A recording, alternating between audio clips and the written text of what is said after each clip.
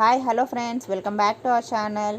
ఇప్పుడు మీరు చూస్తున్న ఫ్రూట్ పేరు ఏంటంటే ఫ్రెండ్స్, ఇవి ముంజికాయలు ఫ్రెండ్స్. మనకి సమ్మర్లో అయితే వీటిని ముంజికాయల్లాగా మనము బాగా విరివిగా తింటూ ఉంటాము. అది తెలంగాణ, ఆంధ్ర, కేరళ అనే తేడా లేకుండా అన్ని చోట్ల కూడా దొరుకుతూ ఉంటాయి. ఇవి మనకి సమ్మర్ అయిపోయాక రెయినీ సీజన్ వచ్చేసరికి అవే ముంజికాయలు ఇలా తాటికాయల్లాగా, అంటే ఇప్పుడు మీకు చూస్తున్నారు కదా, ఈ విధంగా ఇలా లోపల గుజ్జు ఇంకా ముంజలు ఏవైతే ఉంటాయో అవి గట్టిపడి ఇలా తాటికాయలాగా తయారవుతాయండి. ఇవి పండాక చెట్టు నుండి ఆటోమేటిక్గా రాలి పడిపోతూ ఉంటాయి అన్నమాట. సో వీటిని ఇలా రాలిపోయాక వాటిని మనం తీసుకొని వీటితో ఎన్ని రకాల మనం ఫుడ్ ఐటమ్స్ అనేవి ప్రిపేర్ చేసుకోవచ్చో, దానివల్ల ఎన్ని బెనిఫిట్స్ ఉంటాయో ఏంటో మీకు ఈరోజు నేను చెప్పదలుచుకున్నాను ఫ్రెండ్స్. ఈ ముఖ్యంగా మనకి పైన ఉన్న ఈ పొట్టు పైన తొక్క ఏదైతే ఉందో దాన్ని అంతా కూడా తీసేసుకోవాలండి. తీసేసుకున్నాక ఆ లోపల ఉన్న ఆ పీచు నుండి మనం ఆ గుజ్జున వేరు చేయడం అనేది ఒక టాస్క్ అనమాట. సో దీన్ని ఎంత ఈజీగా ఎలా తీసుకోవచ్చు, దాని నుండి మనం ఎన్ని రకాల ఫుడ్ ఐటమ్స్ అనేవి ప్రిపేర్ చేసుకోవచ్చో మీకు ఈరోజు చెప్తానండి. సో ఈ గుజ్జుని, ఈ ఫ్రూట్లో మనకి కావాల్సిన ప్రోటీన్స్, విటమిన్స్, మినరల్స్, ఇంకా చెప్పాలి అంటే ఫైబర్ అనేది కూడా చాలా ఎక్కువ అనే చెప్పొచ్చు ఈ ఫ్రూట్లో. ఇది మనకి డైజెషన్ కూడా చాలా మంచి.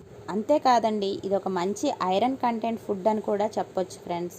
ఇవి ఎక్కువగా మనకి పల్లెటూర్లలో బాగా దొరుకుతాయి అన్నమాట.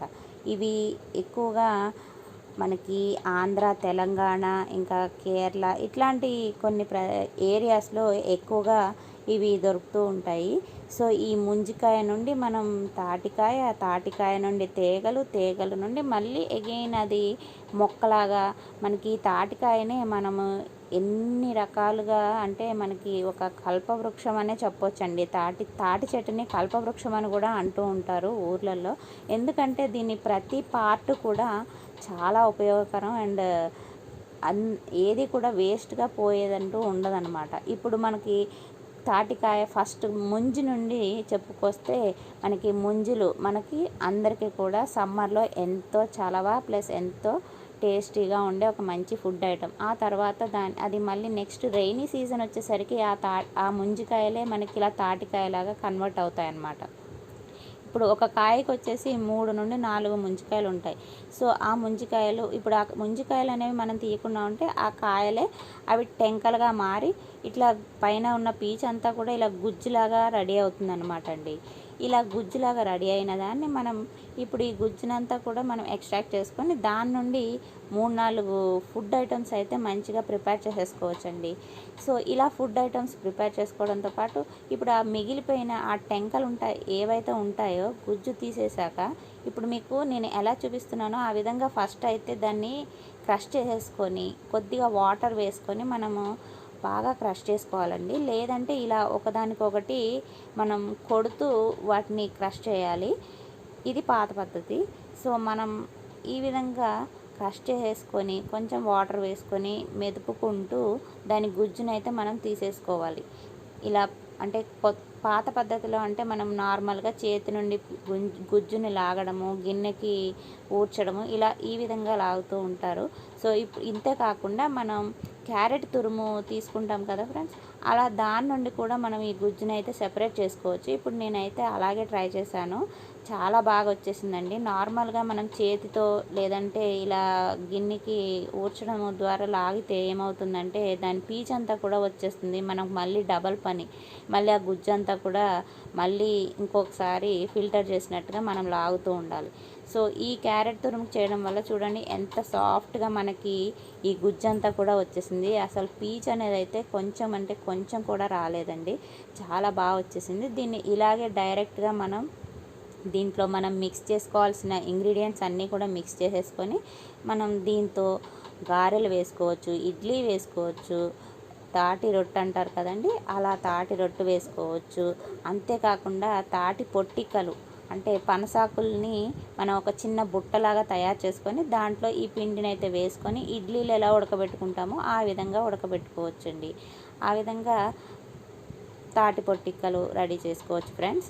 ఇంతే కాదు ఫ్రెండ్స్, ఇంకా వీటితో చాలా రకాలైతే చేసుకుంటూ ఉంటారు కొంతమంది.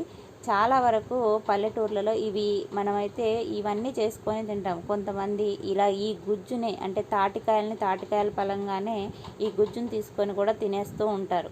అంతగా ఇష్టపడుతూ ఉంటారు పల్లెటూర్లలో. సో ఈ విధంగా గుజ్జునైతే మనం సెపరేట్ చేసేసుకున్నాం కదండి. ఇప్పుడు ఈ గుజ్జు నుండి వచ్చిన ఈ టెంకల్ని మనం పాతుకుంటే అంటే మట్టి కొంచెం తగిలేలాగా భూమికి అంటించి పెట్టేస్తే మనకి అవి మొక్కలుగా కూడా వచ్చేస్తూ ఉంటాయండి. మట్టి తగిలేలాగా ఉంచితే. లేదు అవి మనం కొంచెం భూమిలోకి పాతి పెట్టామనుకోండి, అవే మనకి తీగల్లాగా కూడా తయారవుతాయి అన్నమాట. ఒక్కొక్క టెంక ఒక్కొక్క తీగలాగా తయారవుతుంది. ఇంతే. నెక్స్ట్ ఈ తీగలు వదిలేస్తే మనకి అవి తాటి చెట్లులాగా మొక్కల్లాగా కూడా ఎదుగుతూ ఉంటాయి అన్నమాట. ఇంతేనండి. అందుకే ఈ తాటి చెట్టుని కల్పవృక్షము అంటారు ఫ్రెండ్స్. ఈ కల్పవృక్షం అంటే మనకి తాటి చెట్టు ప్రతి భాగము కూడా ఉపయోగకరం అనే చెప్పొచ్చు. ఈ పల్లెటూర్లలో ముఖ్యంగా ఈ తాటి చెట్టుని అందరూ కూడా కల్పవృక్షంగా కూడా భావిస్తూ ఉంటారనమాట. ప్రతి పార్ట్ కూడా ఎంత యూస్ఫుల్ అనేది మనకు తెలియదు, కానీ పల్లెటూర్లలో అందరికీ కూడా చాలామందికి ఇది బాగా ఉపయోగకరమనే చెప్పొచ్చు ఫ్రెండ్స్. వీటిని ఇంకా నెక్స్ట్ ఈ గుజ్జుని ఎలా నేను ఫుడ్ ఐటమ్స్ అనేవి ప్రిపేర్ చేశాను ఏంటి అనేది కూడా మీకు మొత్తం కూడా చూపెడతాను ఫ్రెండ్స్. లాస్ట్ వరకు కూడా ఈ వీడియో అయితే చూడండి, మిస్ అయితే అవ్వకండి. ఓకే ఫ్రెండ్స్, మీకు అందరికీ కూడా ఈ వీడియో అయితే నచ్చిందని అనుకుంటున్నాను. సో ప్లీజ్ లైక్ చేయండి, షేర్ చేయండి, సబ్స్క్రైబ్ చేయండి. మీరు ఇప్పుడే కనుక నా ఛానల్ని ఫస్ట్ టైం చూస్తున్నట్లయితే సబ్స్క్రైబ్ చేసుకోవడం మాత్రం మర్చిపోకండి.